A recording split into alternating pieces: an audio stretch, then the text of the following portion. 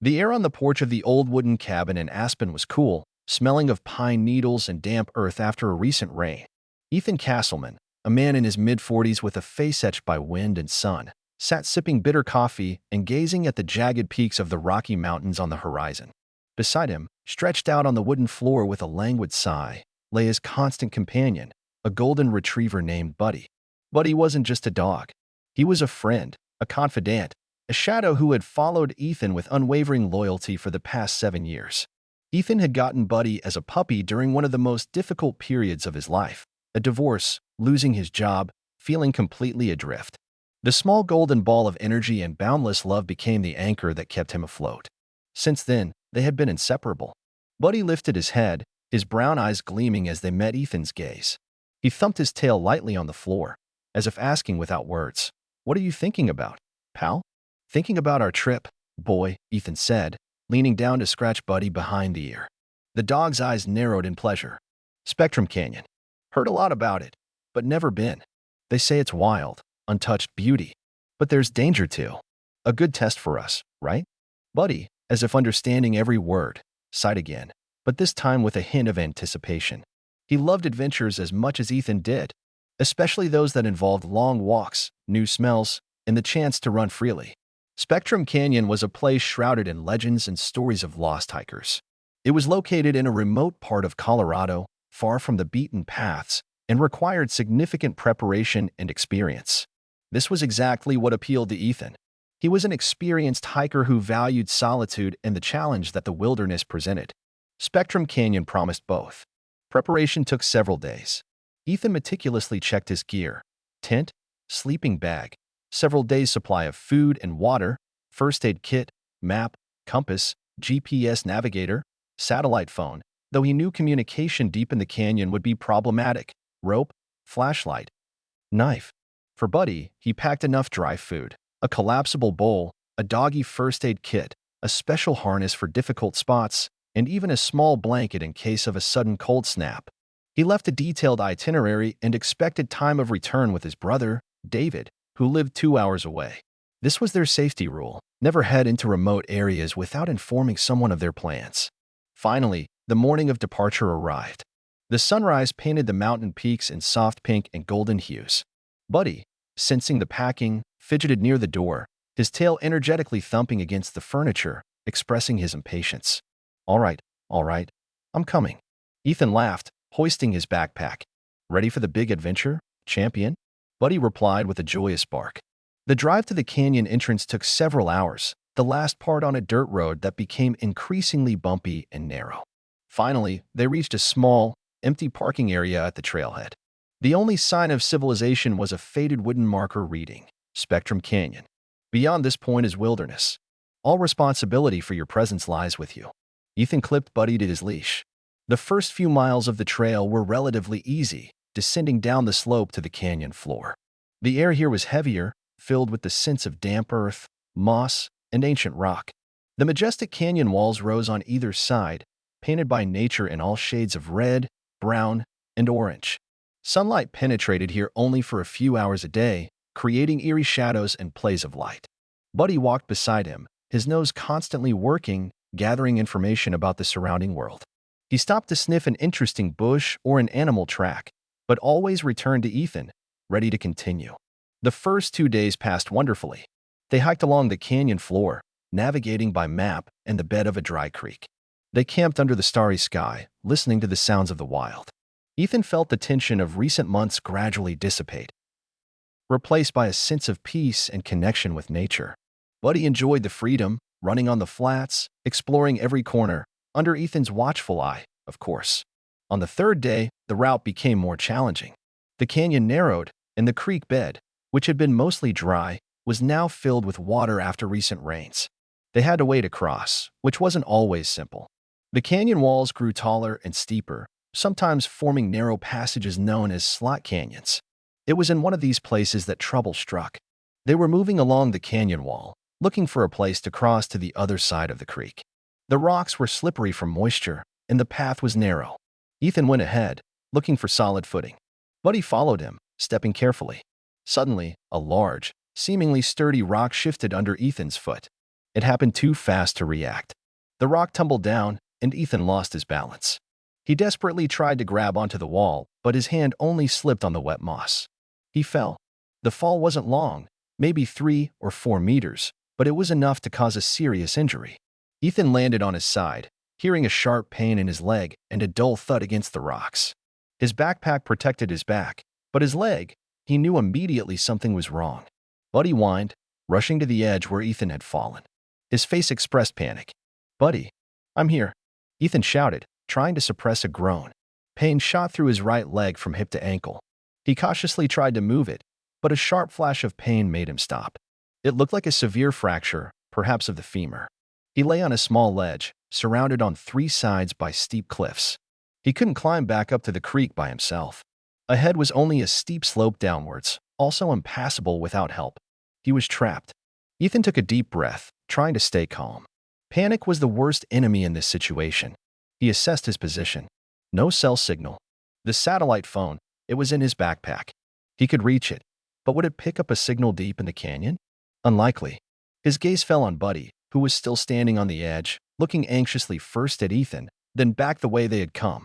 There was so much anxiety and readiness to help in the dog's eyes. And then, a thought struck Ethan, their only hope. Buddy. He knew it was an incredible risk.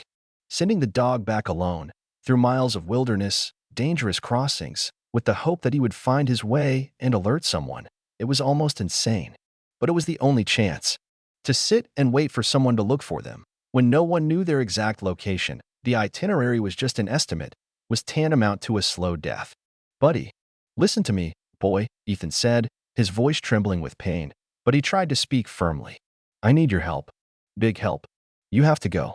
Buddy tilted his head, listening intently. You have to go back. The way we came. Do you remember the way? Go back. And find people. Anyone. Understand? Go and bring them here.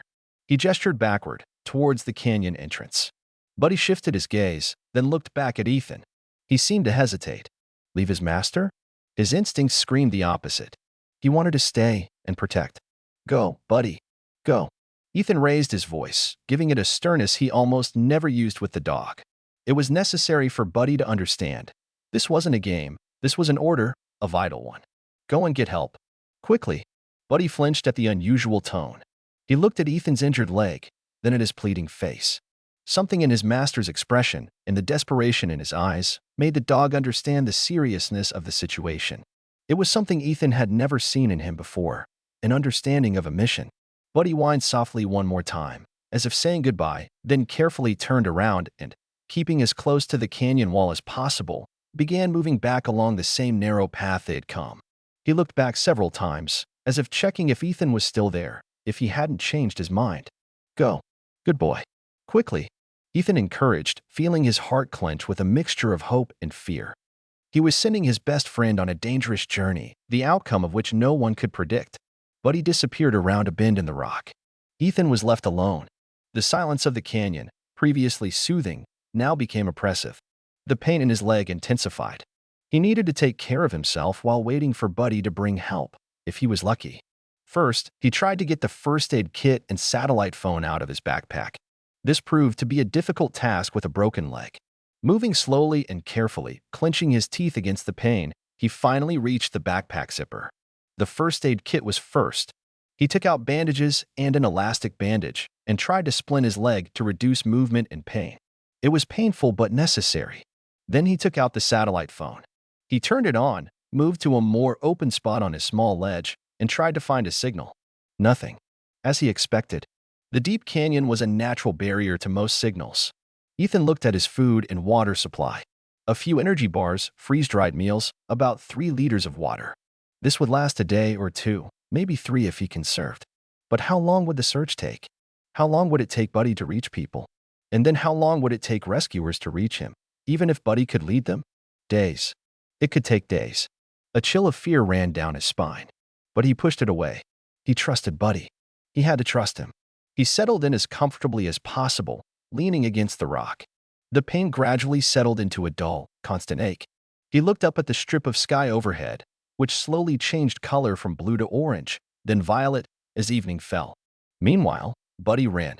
He didn't fully understand what had happened, But he knew one thing. Ethan was in trouble, and Ethan had sent him for help. This task became the most important thing in his life.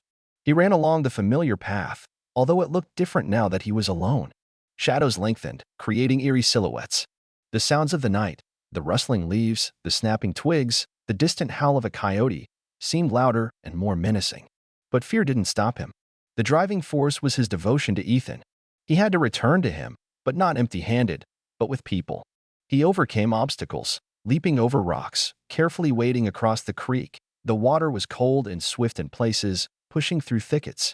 His nose worked constantly, gathering information about the path, about the animals nearby. He navigated not only by visual memory, but also by the scent trails he and Ethan had left a couple of days ago. This was his way home, his path to rescue. The first night was the hardest. Buddy was used to sleeping next to Ethan, in the warmth of the tent. Now he was alone, under the open sky, in an unfamiliar place. He found a small sheltered spot under a rock, curled up in a ball, trying to keep warm, but the cold penetrated his thick fur. He didn't sleep long. Every sound made him alert. Most importantly, he constantly thought about Ethan, feeling his absence like a physical pain. With the first rays of the sun, Buddy got up again and continued his journey. Hunger began to gnaw at him. He hadn't eaten since the previous evening, and energy was rapidly depleting. He saw small animals, squirrels, rabbits, but didn't get distracted by hunting. His mission was more important. He walked all day, taking short breaks to rest and drink water from the creek. His paws ached, his muscles groaned with fatigue.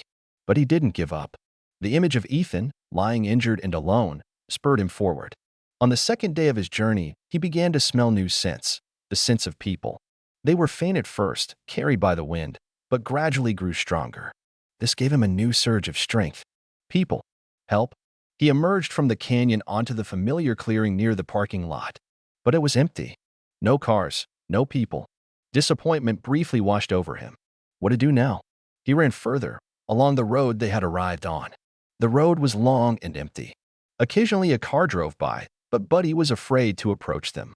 He was dirty, tired, probably looked like a stray dog. Finally, late in the afternoon, he saw a building. It was a small ranger station standing by the roadside, about 10 kilometers from the canyon entrance. Several cars were parked nearby, and Buddy saw people. His heart beat faster. This was his chance.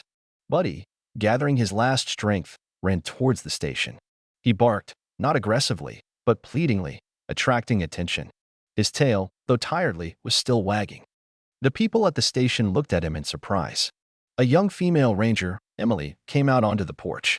"Hey there, fella. Are you lost?" she asked softly, approaching cautiously. Buddy came up to her, whining and nudging her hand with his wet nose. He wasn't just looking for food or shelter. He was trying to communicate something. He looked at her, then turned around and took a few steps back, towards the road, looked back at Emily again, and whined. His behavior was unusual for a simply lost dog. Emily had worked with animals her entire professional life. She had seen surprise, fear, aggression, but in the eyes of this golden retriever, there was something else, purpose, as if he were trying to deliver an urgent message. "Are you trying to show me something?" she asked, bending down. Buddy backed away again, looked at her, then at the road towards the canyon, and back at her. He repeated this movement several times, then took a few steps in the direction of the road, as if inviting her to follow him. "He's acting really strange," Emily said to her colleague, Mark, who had come out onto the porch. "Looks like he's trying to show us the way somewhere." Mark, more skeptical by nature, shrugged. "Maybe he's just hungry and wants to be fed. Or his car broke down somewhere along the road and he's looking for help." "No," Emily countered. "He's not just asking for food. He's purposefully indicating a direction. Look at him. He's exhausted, but he's persistent." Buddy, as if understanding they were discussing him, whined softly again and, turning around, ran down the road towards the canyon, periodically looking back to check if they were following him. "Something's not right here," Emily said decisively. "Golden retrievers don't just wander off alone in the middle of nowhere like this. And his behavior, it's not the behavior of a lost dog. He's waiting for someone, or looking for someone." She remembered the protocol. If an animal acts as if it's signaling something, it's worth paying attention. It could be related to an emergency. Mark grabbed the radio. "I think we should follow him, at least for a little while. Let's see where he leads us." Mark reluctantly nodded. They quickly got into the Ranger pickup truck and drove slowly behind Buddy, who ran ahead on the road, occasionally stopping to make sure they weren't falling behind. Buddy led them straight to the parking area at the canyon entrance. There was no one there except the old faded sign. "Okay, he brought us here," Mark said, getting out of the truck. "Now what? Do you think his owner went into the canyon?" "Looks like it," Emily replied, watching Buddy. The dog started whining again, looking at the trailhead leading into the canyon, and then back at the rangers. His message was clear in there. "He wants us to follow him into the canyon," Emily realized. "I'm almost certain his owner is in there, and something happened." She quickly radioed the base, reporting on the strange golden retriever who was possibly trying to lead them to his owner somewhere in Spectrum Canyon. She requested the search and rescue (SAR) team be put on standby. The decision was made. Emily and Mark, grabbing essential gear for a short search, first aid kit, water, radios, flashlights, set off after Buddy down the trail into the canyon. Buddy walked ahead, like a guide. He moved faster than could be expected from a dog who had just covered such a distance. His fatigue seemed to vanish, replaced by determination. He knew the way. He was going to his master. For the Rangers, this was an unusual test. Following a dog, hoping he would lead them to someone in need of help, it wasn't something they were taught in training. But there was something so convincing, so desperate, in Buddy's behavior that they couldn't ignore him. They followed the golden retriever for hours, descending deeper and deeper into the canyon. Buddy didn't stray from the path. He knew exactly where to go. He confidently overcame the obstacles familiar to him, sometimes stopping to wait for the Rangers, who moved slower, burdened by their gear. "Unbelievable," Mark muttered, looking at the dog. "He's actually leading us." "This isn't a coincidence." "I told you," Emily replied, feeling hope swell within her. "He's a hero. He knows what he's doing." Buddy led them to the spot where the trail became more difficult, where the creek bed was filled with water. He stopped at the edge, whined, and looked down at the ledge where he had left Ethan. Emily and Mark approached the edge and cautiously looked down. Amidst the rocks, they saw a man lying there, leaning against the wall. He looked pale and exhausted. His leg was awkwardly splinted with bandages. "We found him," Emily exclaimed, her voice filled with relief. Buddy began barking joyfully and wagging his tail, seeing Ethan and realizing his mission was almost complete. "Buddy, you came back," Ethan said softly, his eyes filling with tears. He knew this had happened because of his loyal friend. "We're Rangers," Emily called down from above. "Your dog led us to you. Are you okay?" "My leg's broken, I think," Ethan replied, trying not to move. "Can't climb up." "Understood," Emily said. "We'll contact our team. They'll lower gear to get you up. Stay put." She quickly radioed the base, reporting the exact coordinates and the condition of the injured person.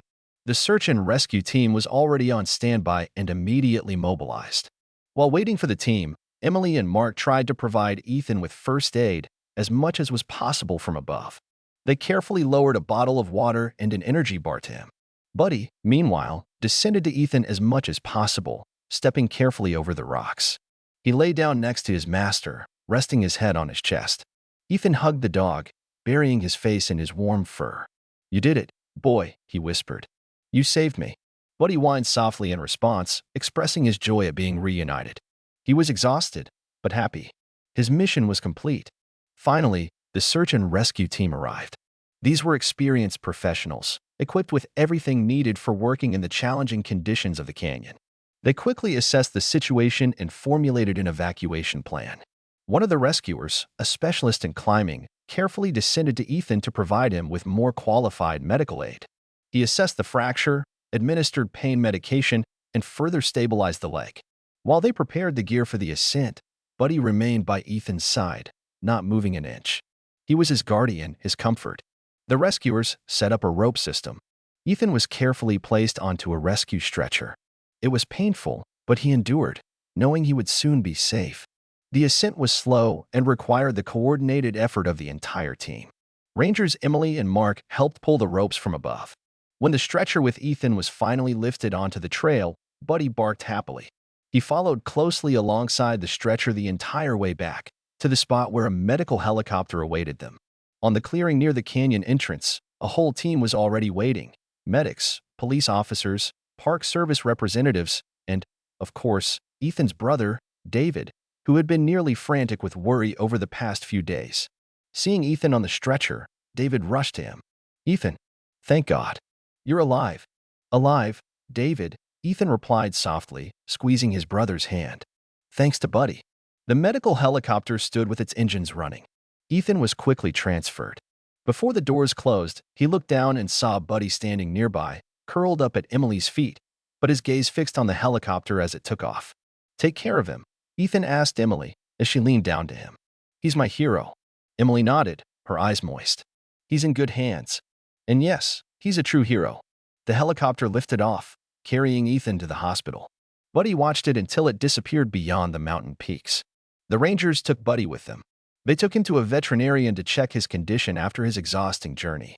Besides severe fatigue, dehydration, and a few scrapes on his paws, Buddy was healthy. His body was strong, and his spirit was unbreakable. News of the golden retriever who saved his master spread quickly. Local media picked up the story, calling Buddy the canyon hero. People were moved by the tale of the dog's loyalty, who had overcome danger to save his friend. David, Ethan's brother, immediately came as soon as he learned what had happened.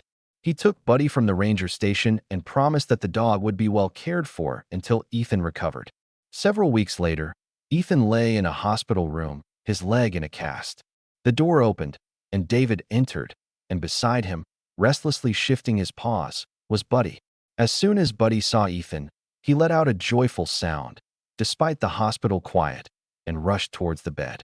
He carefully jumped up, trying not to touch the cast, and snuggled against his master, resting his head on his chest again. Ethan hugged him as tightly as he could. It was the most touching reunion. Tears streamed down Ethan's face, tears of relief, gratitude, and boundless love for this golden creature who had risked his life for him. My boy, he whispered, stroking Buddy's back. My hero, you came back. Buddy responded with a quiet rumble, as if saying, I'm always here, pal.